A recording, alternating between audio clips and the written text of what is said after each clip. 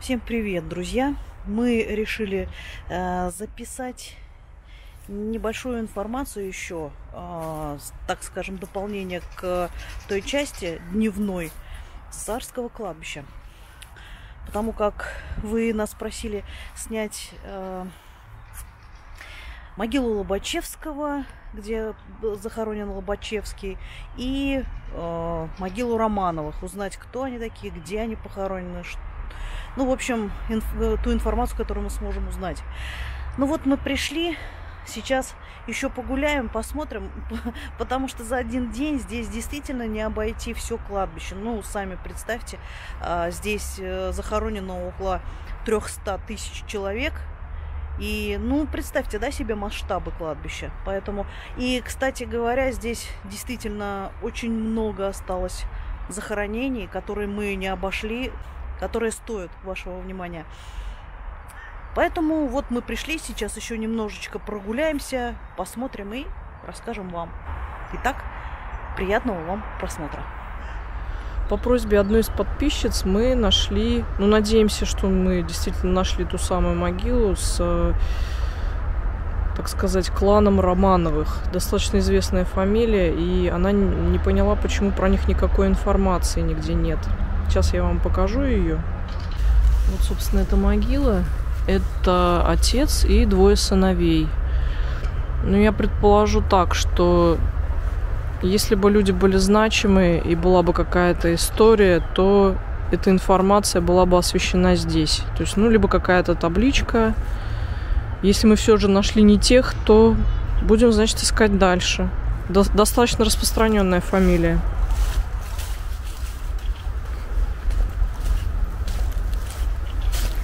Сейчас мы с вами пройдем к могиле Лобачевского и покажем одну интересную деталь.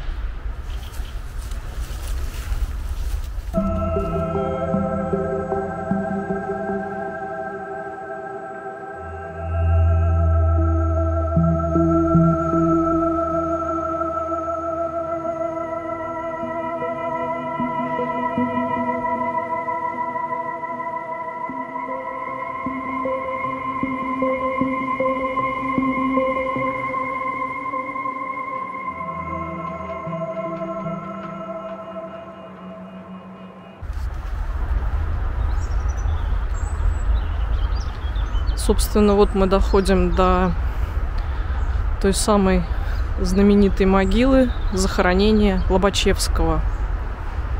И сейчас мы вам расскажем очень интересную деталь. Обратите внимание, внимательно просто посмотрите. Так, сейчас. Итак, обратите внимание на памятники. Вам ничего не кажется странным? Пишите свои предположения. Что вам кажется здесь не так? Это могила Лобачевского. Александр Иванович Лобачевский. И сейчас я вам прочитаю текст. Здесь похоронен помощник попечителей Казанского учебного округа, заслуженный профессор и ректор Императорского Казанского университета, почетный член университета Московского, член-корреспондент Геттингенского королевского общества и член общества северных, похоже, да, антиквариев, действительный статский советник и разных орденов кавалер Николай Иванович Лобачевский. Посмотрите, какой интересный герб. Некоторые люди предполагали, что из-за этого герба он принадлежит к масонам. Но это все под огромным вопросом. Кстати, тут как раз показаны все его ордена, которые он получил при жизни, если обратите внимание. Ребят, если кто-то из вас знает, что это за герб такой, что он означает, пишите, пожалуйста, в комментариях. Если вы обратили внимание, здесь звезда Давида, шмель какой-то и стрела, которая куда-то попадает. Либо это подкова, либо что, я не знаю. Ну, честно говоря, подкова это, да? Так вот, еще раз вопрос про странность этой могилы. Обратите внимание на этот крест. Это, кстати, захоронение его дочери, да? В общем, вот этот крест перепутали вот с тем крестом. То есть они должны были в обратном порядке стоять. Все-таки здесь есть орден, якорь. Но все-таки более значительная фигура — это сам Лобачевский. Вот такой казус.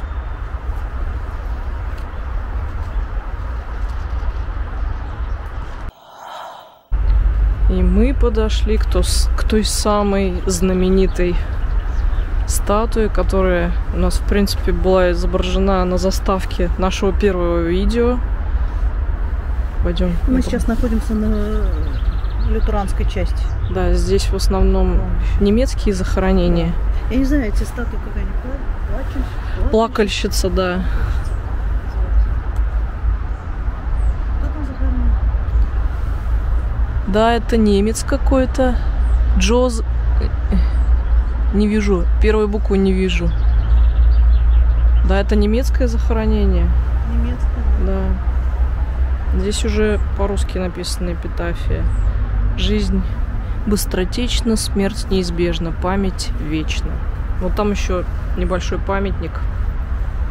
Ну, вот это, там, конечно. Ничего не видно, да? Ну, первые буквы просто плохо различимы. Это надо поближе подходить. Там по-русски написано, по-моему. Да, здесь, да. Вот сюда надо пройти. Сейчас я пройду поближе, посмотрю.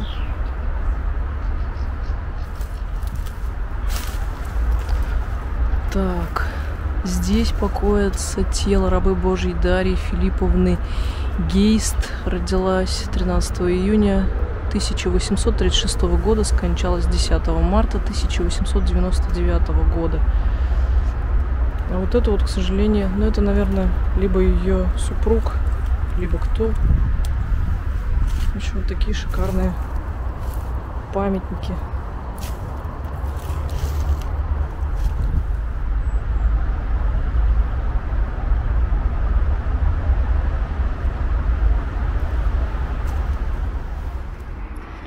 А вот памятник Карлу Фуксу.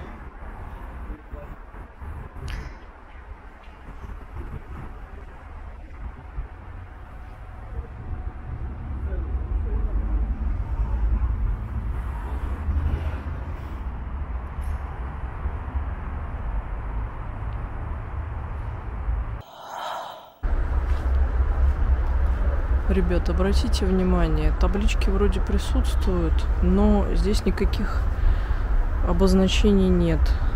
Имеется в виду ни имени, ничего. То есть просто стоит крест, могила и металлический лист, который покрывает ее.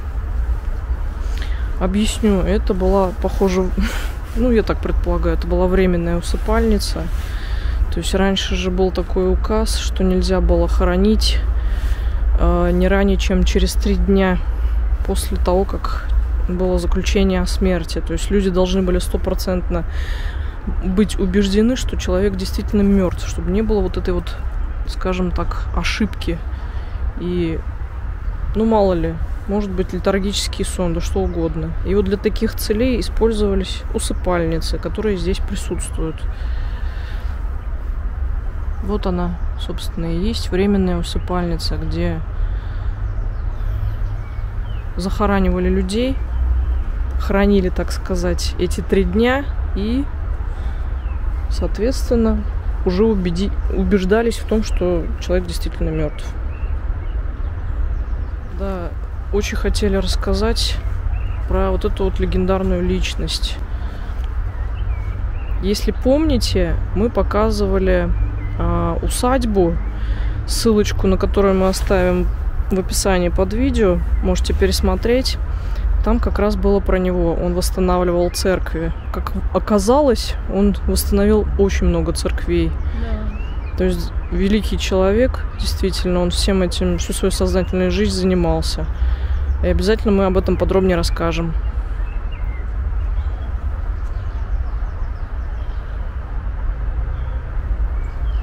Он является почетным гражданином города Казани. Посмотрев на фотографию в эти честные глаза и на очень скромную могилку, что можно сказать об этом добром старике с белой пушистой бородой?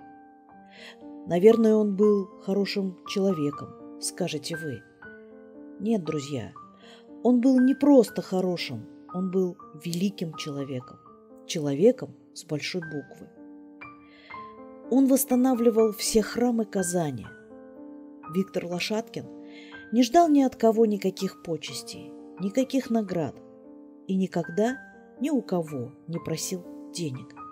Напротив, Виктор Андреевич сам зарабатывал деньги, держал пасеку, занимался садом, огородом, работал на заводе, что-то слесарил и все заработанные деньги вкладывал на восстановление храмов. Сам же он жил очень скромно, практически в спартанских условиях. Им были восстановлены такие храмы, как Никола-Низская церковь на Баумана, Петропавловский собор, Ивановский монастырь, Софийская церковь в Богородицком монастыре, знаменитая Раифа, Тихвинская церковь, Варваринская, а также Покровский храм в селе Тагашево. Про заслуги этого человека можно говорить бесконечно, ведь всех благ, которые были сделаны им и его золотыми руками, не перечесть. Друзья, мы очень советуем вам набрать в поисковике его фамилию и имя – Лошадкин Виктор Андреевич, и почитать о его жизни, благих и добрых делах. А мы хотим рассказать о нем одну интересную историю, которая произошла с ним в детстве.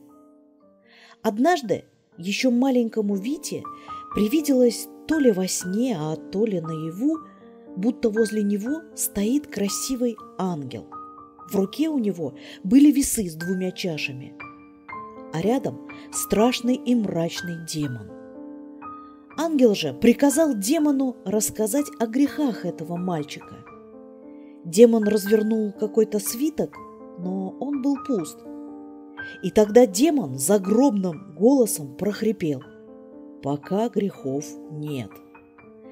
Затем мальчик увидел, как чаши весов закачались, и в тот же миг они оба исчезли.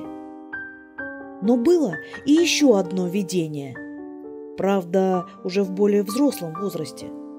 Словно кто-то большой и светлый ведет его к величественному храму, заводит в алтарь и показывает престол. А опоры у него как бы скручены, сломаны и пригнулись к полу. А тот большой и светлый образ, обращаясь к нему, говорит: «Ты должен восстановить все храмы». И вдруг перед ними открывается некая площадь, где в ожидании застыла огромная масса народа. Видимо, изначально предначертано ему было стать тем, кем он стал, ни разу не сбившись с доброго и праведного пути, сея вокруг лишь благо и помощь. Думаю, теперь можно с полной уверенностью сказать, что после ухода Виктора Лошадкина в мир иной он встретился с тем ангелом, у которого были весы с 2 чашами, и та чаша с благими делами полностью перевесила вторую. Эх, побольше бы таких людей, чтобы мир стал чище и лучше. Вечная ему память. Смотрите, какое интересное захоронение мы нашли. Со сломанными крестами.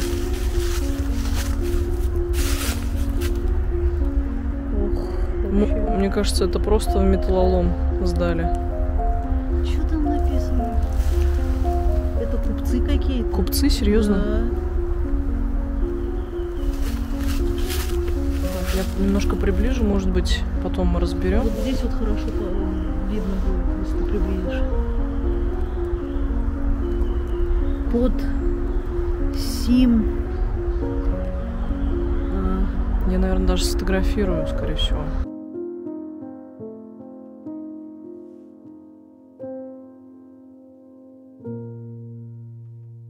Вот чисто случайно отошли и смотрим. Посмотрите-ка, здесь какая-то фотография человека и полотенце. Ну, видно, что там женщина какая-то. Что бы это могло значить?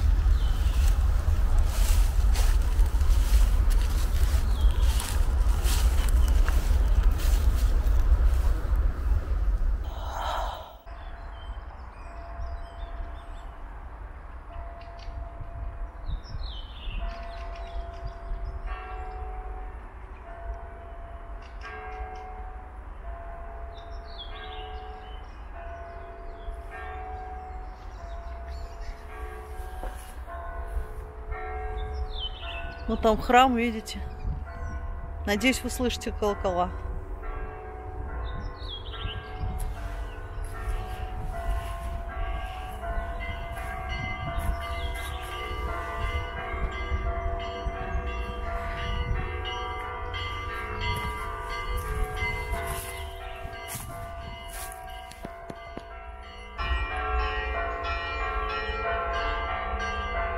Как эпично, да?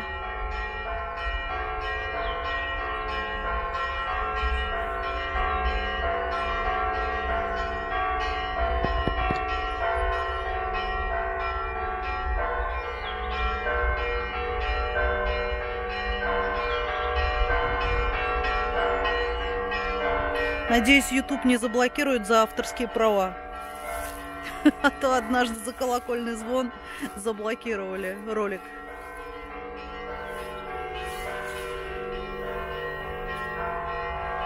Тоже какая могила, видите?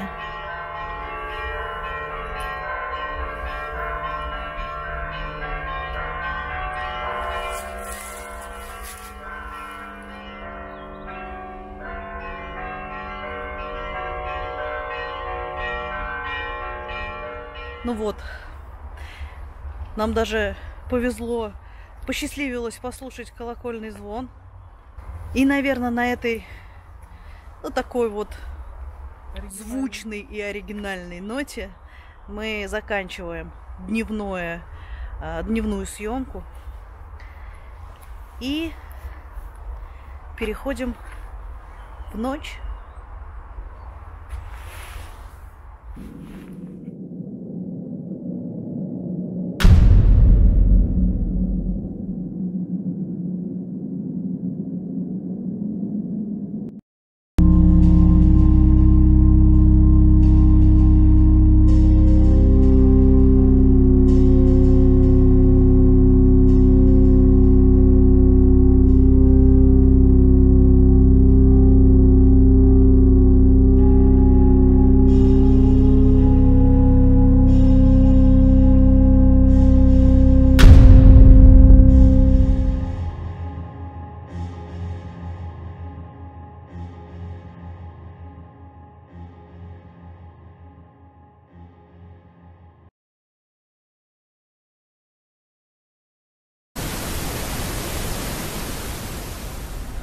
Так, ночь и та самая 5-я аллея.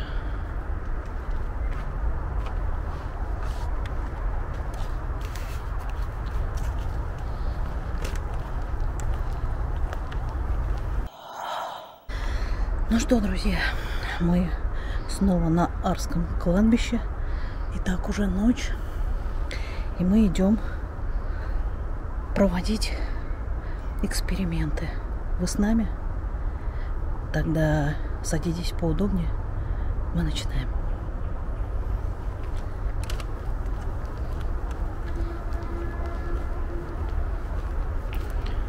Сразу предупредим, что говорить будем тихо, так как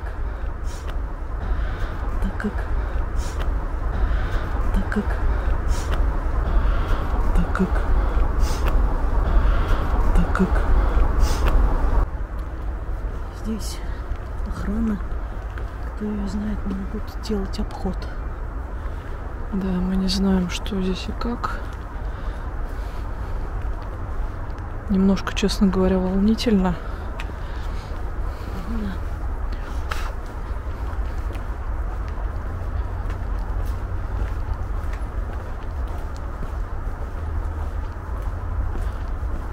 Отовсюду какие-то звуки, шорохи. Честно говоря, все равно как-то не очень приятно. Кто бы что ни говорил.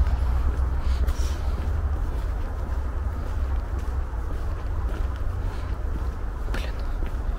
Идиот, близкий, честно говоря, немножко. Здесь кругом деревья, кусты, но сегодня полнолуние. Луны не видно из-за кустов. Господи, ты боже. Фу. Не отвлекаемся.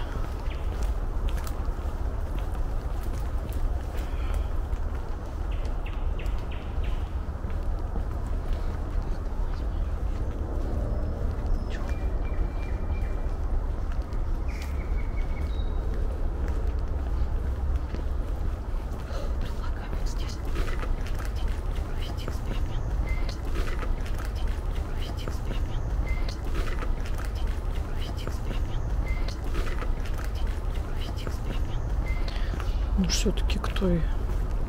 Или здесь просто здесь, на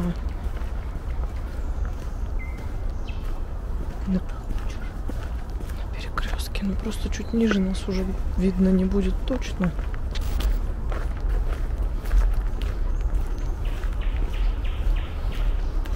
Так, друзья, здесь вот как раз Это то самое место. самое место, да. Так. Итак, друзья, сейчас мы подготовим все и включимся.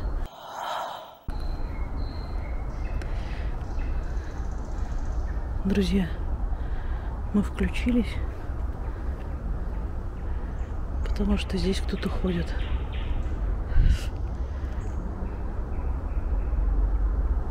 Возможно, это ходит охранник, а возможно, нет. Но, честно говоря, очень не хочется с кем-то встретиться. Поэтому мы решили уйти. Извините, друзья.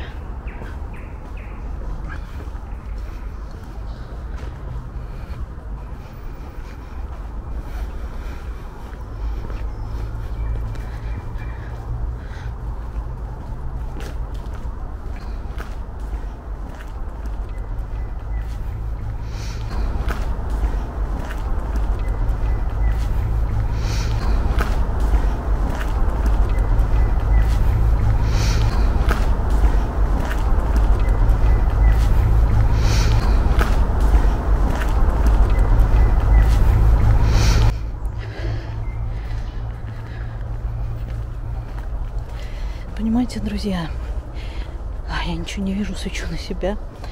Понимаете, друзья, все бы ничего, если бы мы не знали, что здесь происходит мародерство, и порой приходят просто такие люди неадекваты.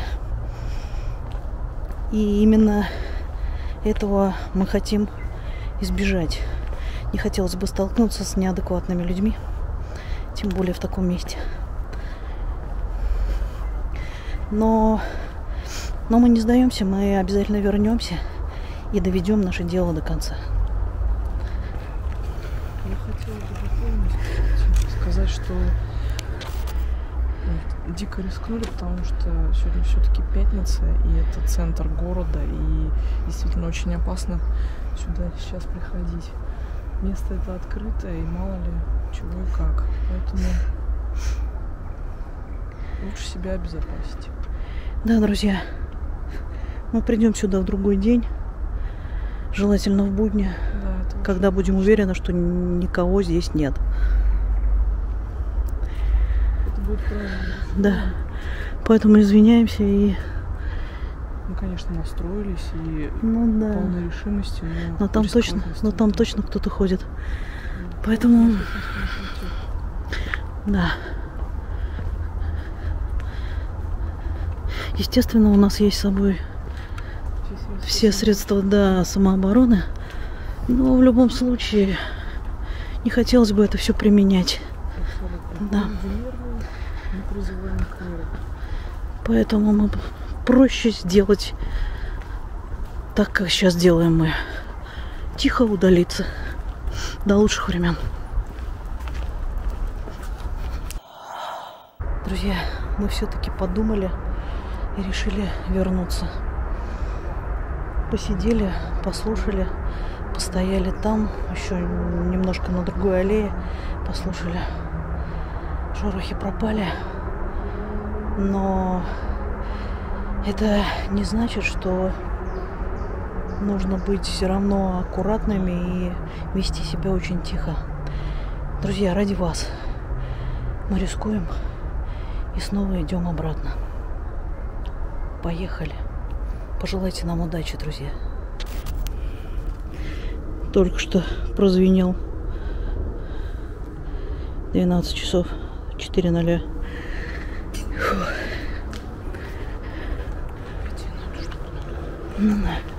Так, друзья, все. Не болтаем больше. Да, не болтаем, идем.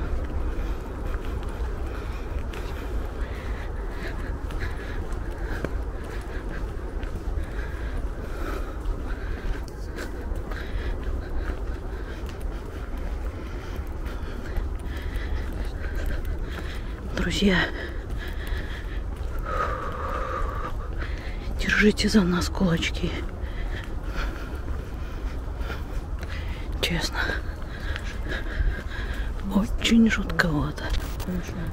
Атмосферное место, да, очень.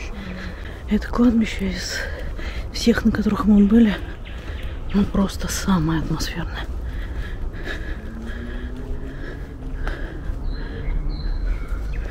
Честное слово.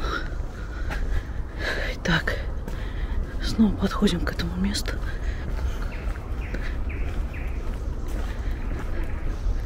Сначала стоим, глядимся. Да, давай, глядимся.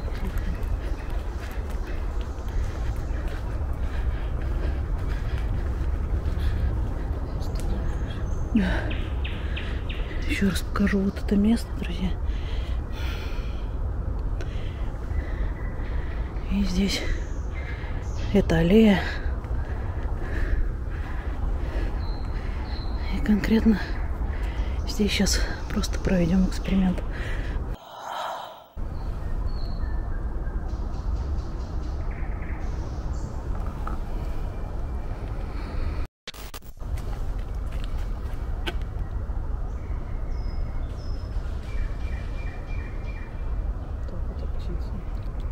Да, это птица. Но звуки, конечно, вообще атмосферные. Да. Жесть, это надо. Смотрите, видите? Именно здесь. Больше нет нигде. Ну, собственно, если вы узнали, это вот тот памятник, то есть он выходил. Да. Тогда, когда мы снимали на тапок. Вы просто Покрути. покрутите. Угу.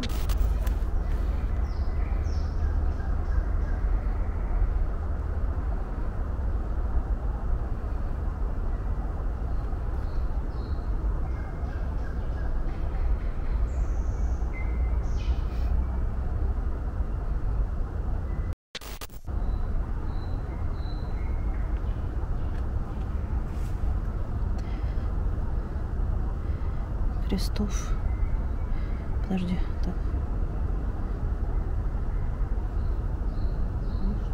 Нет, ничего нет больше.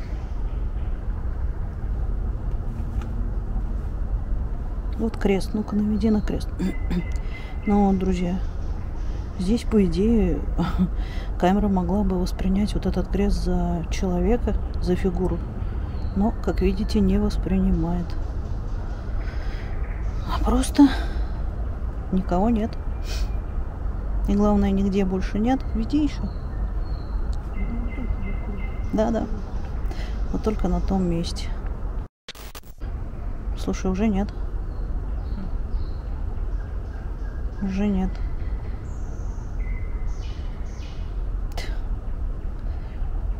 Как-то так, друзья. Вот вы сами видите. Все было, но уже нет. Ну почему так? Если бы оно было, оно бы и было. Значит, ушел. Видите? Так бы было. Ну что, можно уже отключать. Я думаю, больше не придет. Да. Да и стоять здесь как-то очень-очень некомфортно. Так что вот так, друзья. Когда есть кто-то или что-то, ну, энергия какая-то, да, оно показывает. Если нет, ну вот как видите, нет. Он появился на какое-то время и ушел. Я имею в виду сгусток энергии или еще что-то это. Ну, это подробно разберем. Да, друзья, ну все пока. Давай выключаемся. Итак, друзья, сейчас мы еще запишем тишину на диктофон. Если это возможно вообще сделать. Если это возможно, здесь, как слышите, птички поют. Но все-таки я думаю, что сквозь птичек все равно будет что-то слышно потом на программке, когда будем обрабатывать фэк. Итак, сейчас запишем тишину и посмотрим, будет что-то, проявится или нет. Как всегда, без вопросов. Если место само захочет с нами говорить, оно поговорит. Если нет, ну, значит нет.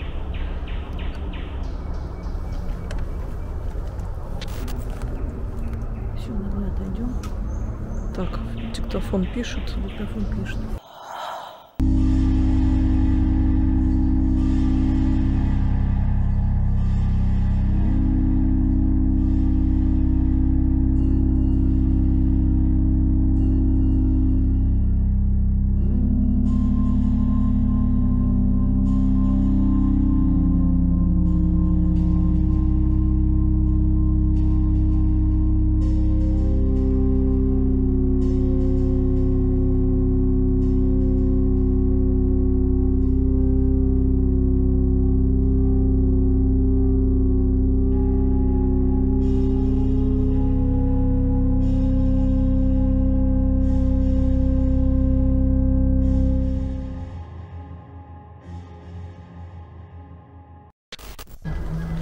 Достаточно. 3 минуты достаточно, я думаю. Да, вполне. Так, если что-то себя проявило, оно... Да, мы благодарим тебя. Ну что, друзья, все-таки нам удалось отснять сегодняшний материал ночью на кладбище. Очень было сложно на самом деле. Тяжелая была съемка. Ну, во-первых, мы уже сказали, что из-за того, что пятницей очень много народу.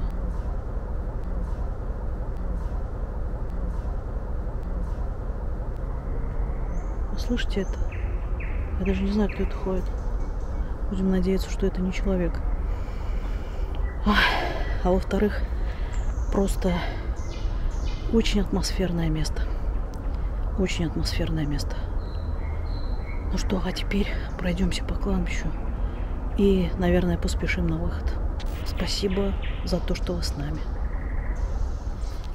Результаты экспериментов и нашего сегодняшнего похода вы уже, наверное, увидели. Ох, атмосферно, да?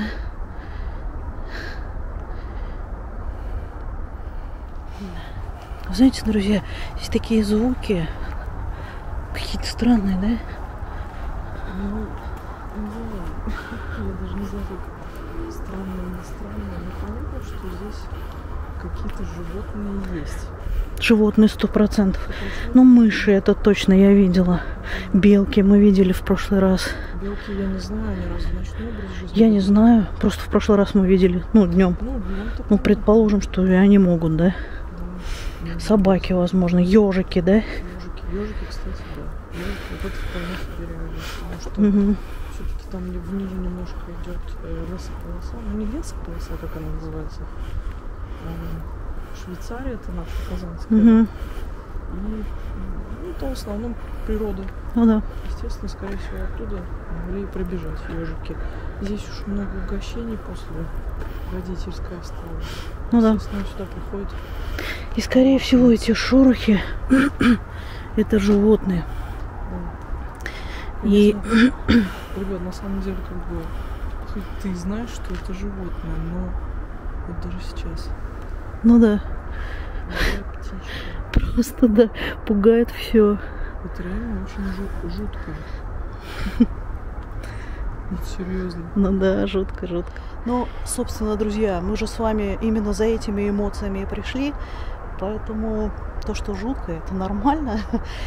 Но все-таки то, что мы изначально немножко, так сказать, насторожились и ушли, подумав, что это человек, может быть, ну, охранник, как минимум, да, то это, скорее всего, все-таки были какие-то животные. Поэтому мы подумали, послушали и ради вас вернулись, рискнули. Дорогие наши подписчики и гости нашего канала, у нас есть небольшое объявление для вас. Дело в том, что сегодня на этом кладбище мы проводили эксперимент с Kinect-камерой в последний раз. И вообще, эксперименты с Kinect-камерой на кладбищах больше не будет. Почему мы решили так? Потому что это небезопасно. Слишком долго собирать это оборудование, и мы просто можем не успеть этого. Поэтому на кладбищах мы, в принципе, уже все показали, и все всем понятно. То есть кладбище есть кладбище. Тут, естественно, что-то существует, что-то происходит.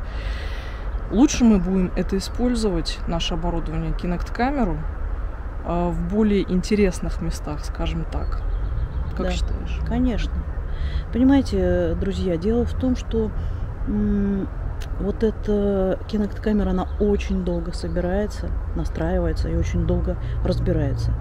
Ну, понимаете, что если вдруг что, мы точно не успеем никуда убежать.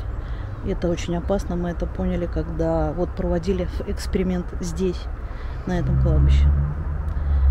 Надеемся на ваше понимание и думаем, что это все-таки правильное решение будет с нашей стороны.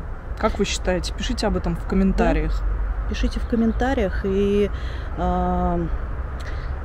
пишите также, что вы хотите, какие места, чтобы мы посетили. Подайте нам какие-то идеи, возможно, мы их воплотим в реальность. Ну и еще хотелось бы добавить, что с Kinect-камерой все-таки, наверное, будет намного интереснее проводить эксперименты в более загадочных, каких-то таинственных местах, где действительно она будет актуальна. Согласна. Ну, а кладбище — это очевидное место. Ребят, по вашей просьбе, многие просто об этом пишут, мы обратили на это внимание, что ночью, тем более на кладбище, лучше послушать тишину. И мы решили это сделать. Сейчас немножко прогуляемся, говорить и комментировать мы что-либо не будем. Давайте немножко послушаем, может быть, что-то проявится. Послушаем и посмотрим. Да, и посмотрим с вами. Может быть, что-то проявится, возможно. Да, смотрите внимательно, слушайте внимательно, обязательно. Еще раз предупреждаем, что слушайте в наушниках, потому как просто обычные, когда вы слушаете просто через динамики, очень многое не слышно. Я сама ничего не слышу, если не одеваю наушники. Поэтому обязательно нужны хорошие наушники. Ну и, конечно же, быть очень внимательными. Поэтому мы замолкаем, идем вместе с вами, слушаем и смотрим. Поехали.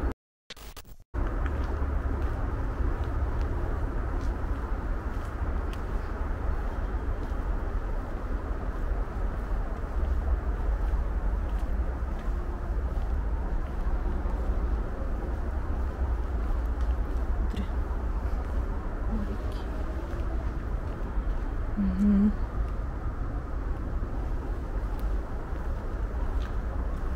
Мне кажется, мы немножко вглубь сейчас пройдем и постоим в тишине. Для атмосферности. Посмотрите. Лес. Его, конечно, не видно.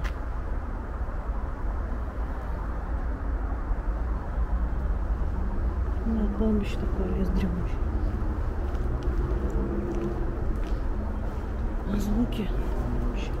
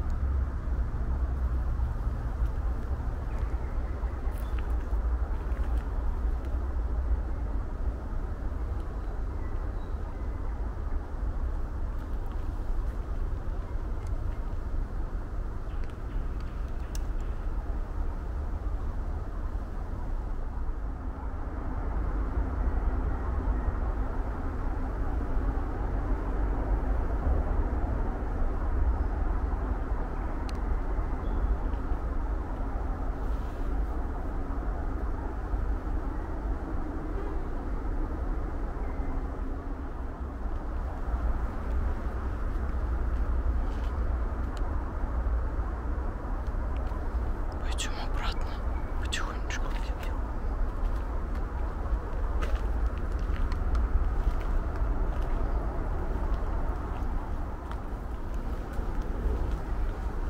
Какой-то дым, да, как будто? Пахнет тоже. Каким-то гарью какой-то. Да. Ну такой прям воздух тяжелый. Mm-hmm.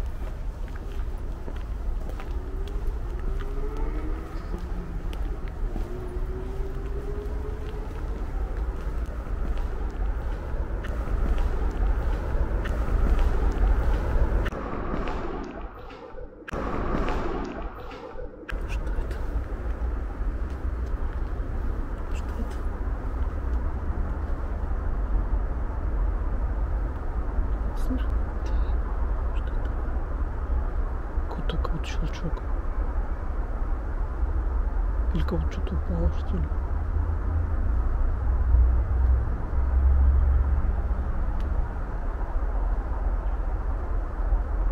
Пойдем. Все, пойдем, хватит тут.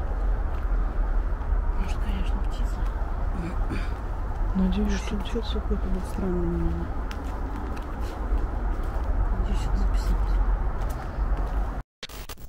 Мне кажется, у меня уже все. Надо признаться. Ну, вы, наверное, уже заметили, что мы в другой одежде. Мы сегодня пришли повторно.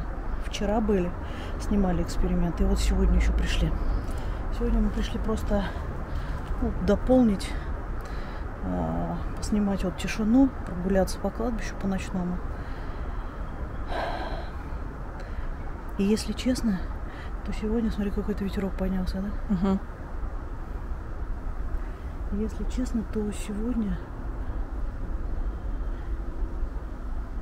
здесь как-то, я не знаю, побольше звуков, что ли, да? И ветер поднялся. Не было. Не было. Вообще не было ветра. Так что, если что, друзья, как бы мы действительно очень стараемся снять этот ролик, снять это видео. Передать ту атмосферу, что здесь передать царит. Именно вам, да, ту атмосферу, какая здесь царит. Какая здесь вот она действительно есть. Показать просто эмоции, какие здесь можно испытать. Все ради вас, все для вас, друзья. Останавливаться нельзя, потому что комары тут же съедают. Вчера не было столько. Не было. А вот действительно, а что? У нас вообще весь день было затишье, то есть вообще не было никакого ветра.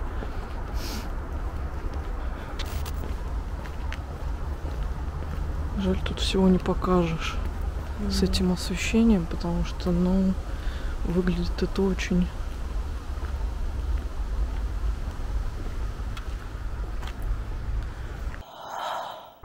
Ну все, друзья, на этом мы с вами, наверное, будем прощаться.